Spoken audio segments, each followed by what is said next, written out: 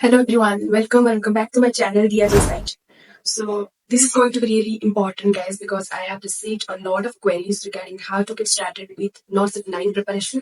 Also this is going to be helpful not just for NORCET 9 but also for any other kind of government or central government examination like SIC, KZMU, DSSC, etc. So yes, video को last तक जरूर देखना and without any further delay, let's get started. So we'll break it down in these few points. Firstly, what is the syllabus of NORCET 9?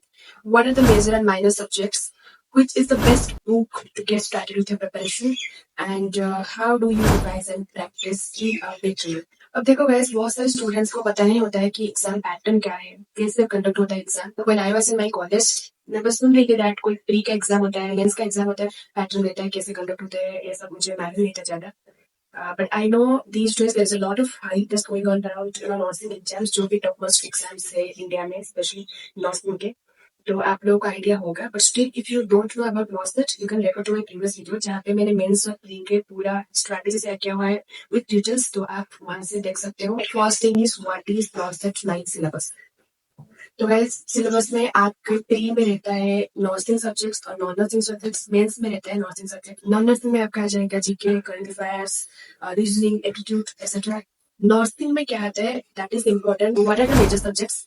Firstly OBCs, obstetric and gynaecology. ये वो इकलौता ऐसा subject है जिसे आप कुछ भी स्किप नहीं कर सकते हो बिकॉज हर सेशन में नर्सिंग का 20 to 25 क्वेश्चंस इस सब्जेक्ट से आते ही है. ग्राफ्स रिलेटेड क्वेश्चंस आते हैं, आईपीक्यूज आते हैं, डायरेक्टली बहुत सारे क्वेश्चंस भी आते हैं. तो ओबीसी फर्स्ट मेजर सब्जेक्ट है. ओबीसी में एक भी टॉपिक स्किप नहीं करना है गाइस. सबके सब जो भी है सिलेबस पूरा कवर करके जाना है. सेकंड आता है MSN. But I would personally recommend you कि आप पहले एमएसएन से ही शुरू करो पढ़ना. जो भी आपका प्रिपरेशन है you can pick MSN first. I will tell you why.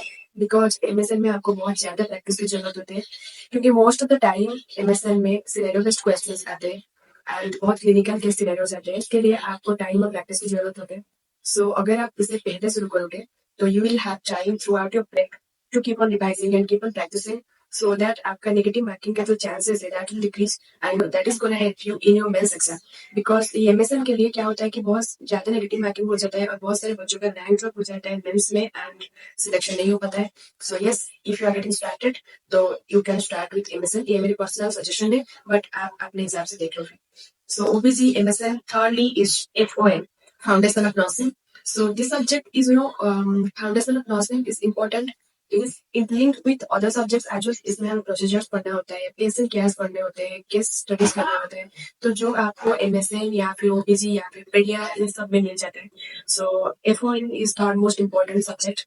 So you can rank it MSN, OBC, and FON. So yes, these three subjects are the very important top most subjects है.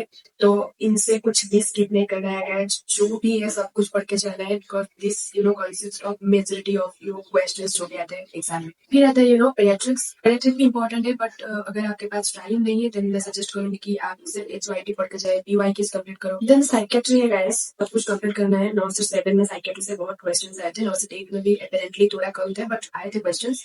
तो psychiatry आप complete करो. But यही है बस, अगर आपने psychiatry को आपके बोर्ड के टाइम बहुत अच्छे से पढ़े हो देन आई थिंक आपको प्रिपरेशन के टाइम इतना ज्यादा एफर्ट देना नहीं होगा बिकॉज मोस्टली इनमें कॉन्सेप्चुअली क्वेश्चन ही आते हैं और वो बोर्ड के टाइम जो होते हैं कॉम्पिटेटिव के लिए भी वही होते हैं सेम. तो आप अच्छे से पढ़ लो. अगर आप यूजी में हो भी तो साइकियाट्री को अच्छे से कवर करो guys. This is going to help you in your competition exam next. So psychiatry एक मेजर सब्जेक्ट है. And next major subject is your community health nursing. ये वाला सब्जेक्ट वो इकलौता सब्जेक्ट है जिसमें आपको हर वक्त अपडेटेड रहना होता है बिकॉज इसमें से आपको प्रोग्राम्स पूछे जाते हैं, स्कीम्स पूछे जाते हैं, बहुत सारे कम्युनिटी पीजीज में आपका मेडिसिन चेंज होते रहते हैं.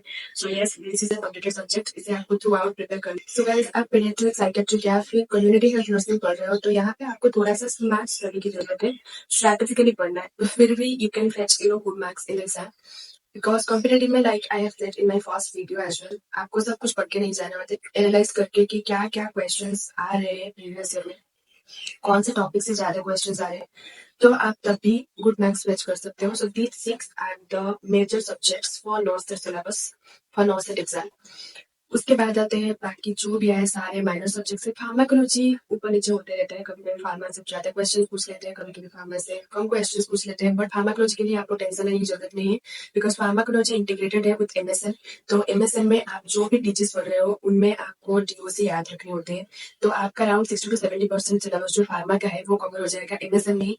रेस्ट जो भी है आई सजेस्ट यू कि आप यूट्यूब से पिक द क्लिक्स और निमोनिक्स से याद रखने की कोशिश करो, that will be easy for you to remember. Rest जो भी है आपको microbiology, research, management, pathology, biochemistry, बिल्कुल भी स्ट्रेस मत लेना गाइस, वाईटी पढ़ के जाओ, पीवाईक्यूज देखो कैसे क्वेश्चंस आते हैं, कौन से सब्जेक्ट्स में कौन से टॉपिक से ज्यादा क्वेश्चन आए हैं। I am sure you are going to perform very good in minor subjects. And next is non nursing subject. Non nursing subjects की आप स्ट्रैटेजी लेना चाहिए, that I will said in my next important thing is क्या strategy लेना चाहिए आपकी तैयारी के लिए। So now you know the syllabus पता है अब कहाँ से पढ़ना है, दैट डिपेंड्स ऑन यू। बहुत सारे कोचिंग प्लेटफॉर्म्स है, every coaching platform is good because ultimately depends on you, आप कैसे पढ़ रहे हो, आप कितना पढ़ रहे हो। बट स्ट्रैटेजी पे आते हैं, the next most important thing is how should you study, क्या स्टडी मेथड लेना चाहिए।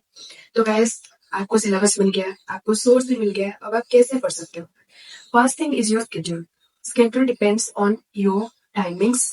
आप क्या सिर्फ पढ़ाई कर रहे हो, क्या आप जॉब के साथ पढ़ाई कर रहे हो, इट डिपेंड्स ऑन यू। आप उस हिसाब से स्केड्यूल बनाओ।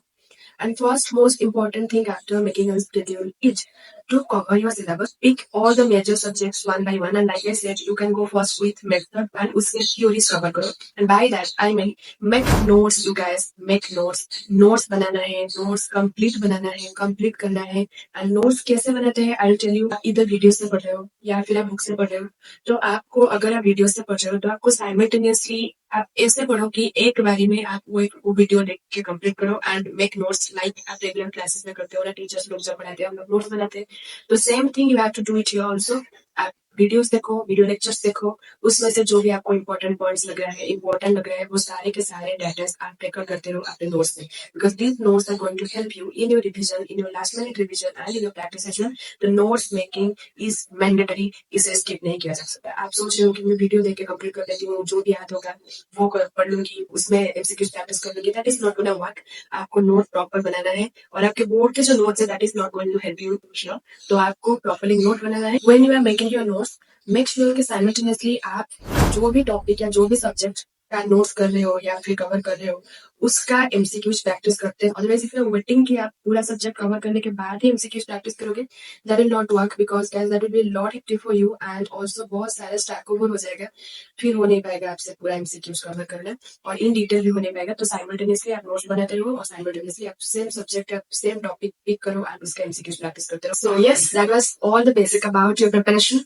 So आप सिलेबस कवर कीजिए and next I will be sharing what's will be your strategy for revision and practice in a proper way कैसे करते हैं। I'll be sharing that. Most importantly, do not lose hope, guys. Sending you a lot of positivity. I hope this video helps you and thank you so much for hearing me out.